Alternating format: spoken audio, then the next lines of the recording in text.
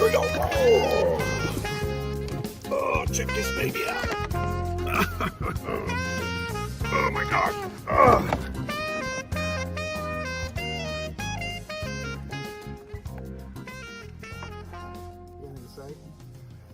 Hey, Dave here, fishing not working. Not working. Didn't work last week or the week before either. It's probably because I'm retired. And when you're retired, there's a thing called a fixed income. So money doesn't grow on trees, and I can't go throw some overtime in to get some spare change, right? Well, the question of the day, have you ever fished in a lake that is basically flooded timber?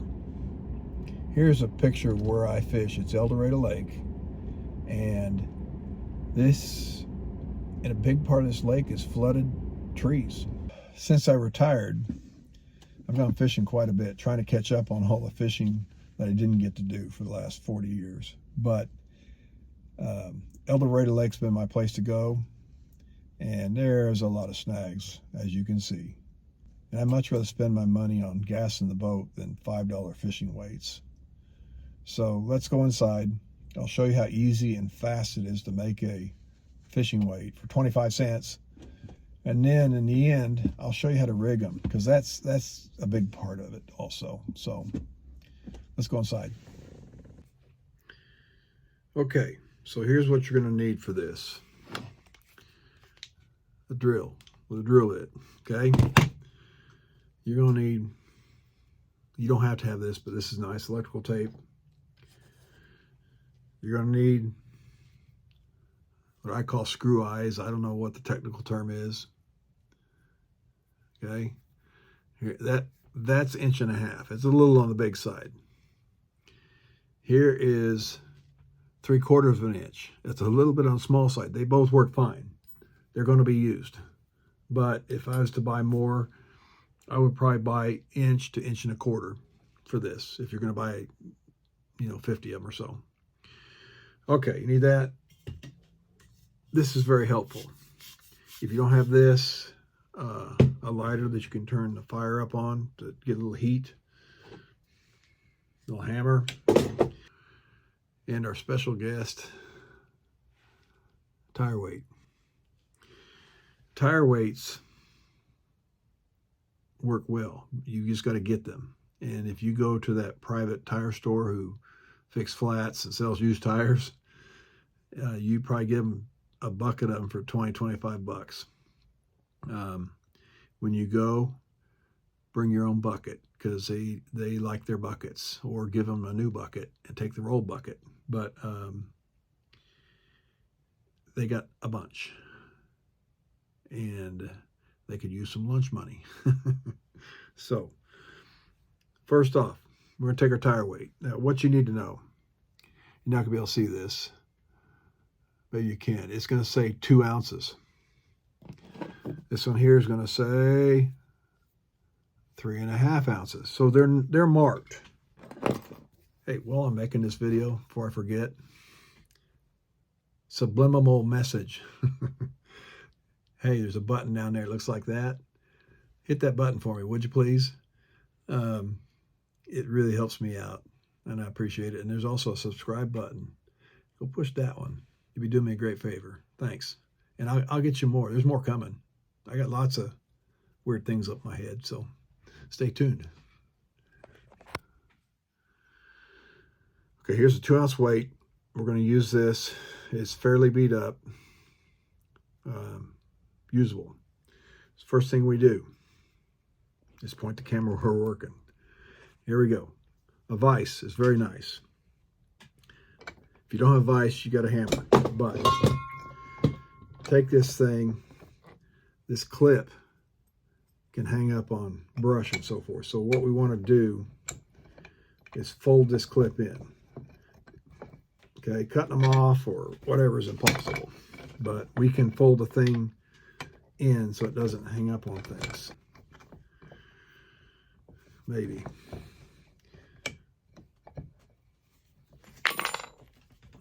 There we go.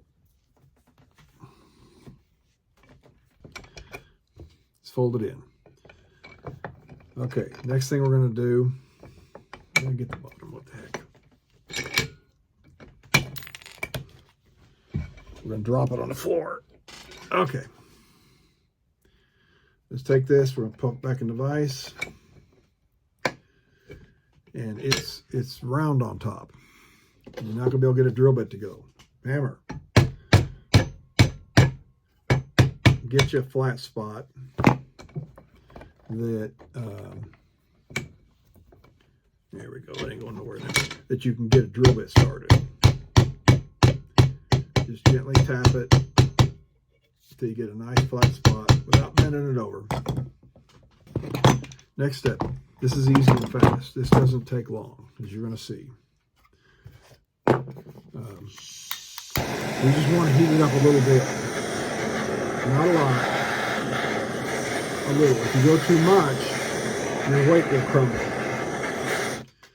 That's really about it. Drill, and we're going to put a pilot hole in here. Pretty easy. There we go. Screw eye. Now this is the part, if it's too warm, it's going to chip this all out. So,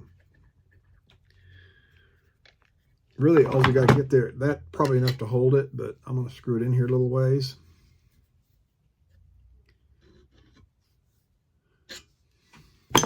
That's it. You can use it this way. It'll work fine, but it's hot. It's still a little warm. Right there is usable if you want to. But we're going to go on and try to beautify it and make it less chance of snagging on anything. So what we're going to do, we're going to take the electrical tape and we're going to start here and just kind of go up the top and bring her back down,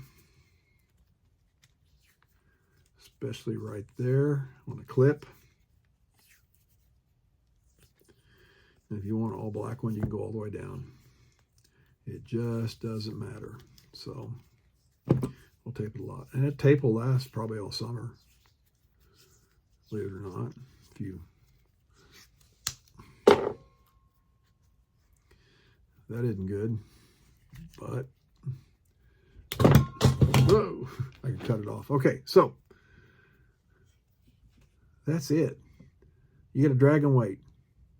Little effort with a few tools. The vise is nice. If you don't have the vise, take it out on the sidewalk and pound them best you can. Try to take this little ridge out of here. There's nothing on here that's going to drag. If you can have some of these that are curled, which is even better. They'll kind of ride like this going through the water, and the end will be up, less chance of dragging, which is nice. Here's one that's untethered. They just work. Now, if you got lead and you fish from the bank, let me show you this. Melt your fishing weights. What this is I've got a 2x4. I took a stepper bit, drilled down into the wood, different depths, and I cut fence wire, twisted it, popped it in the wood, poured it in, and then I went and weighed them. But that's a 4-ounce weight. This is a 1.7 ounce weight. This is what you want to throw out there if you're from the bank and just let it sit and keep your line tight. You can make them for pennies too. Probably less than these. So they work. Let me show you how I rig this now. Okay, real quick. Let me show you this real fast. That's number 10 hook. I use 10, sometimes 8s. I even use 6s sometimes, depending on what's going on. But we're going to snell the hook on here. This is a leader, 50-pound trilene big game leader. Or actually, this is 60. Yeah, this is 60. I got 80, 50, 60, 70, 80, whatever you want. I've never had a fish break any of those leaders. So, okay, so we're going to snell the hook real quick. Not a tutorial on snelling a hook, but it's pretty easy.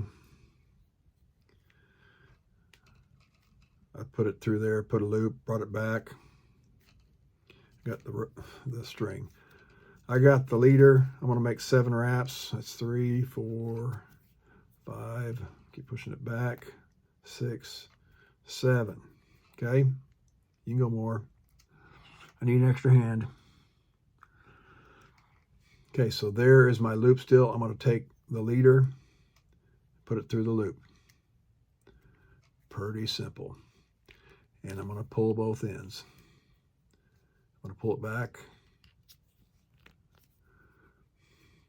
Pull it, grab it, and yank it. That's it. Okay, so we got our leader, our hook. Let's trim the tag off. You want to leave a tag on these, but you don't need that long a tag.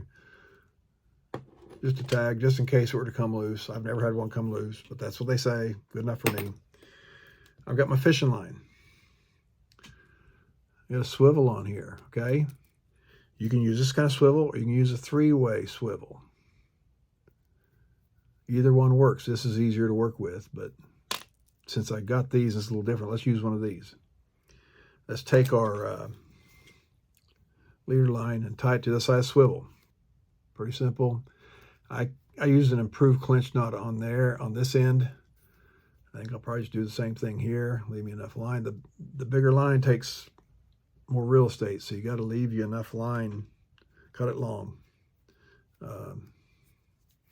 Harder to work with, actually, and you really need extra hands. It just doesn't want to do it. It's tough. It resists it all the way. So bear with me.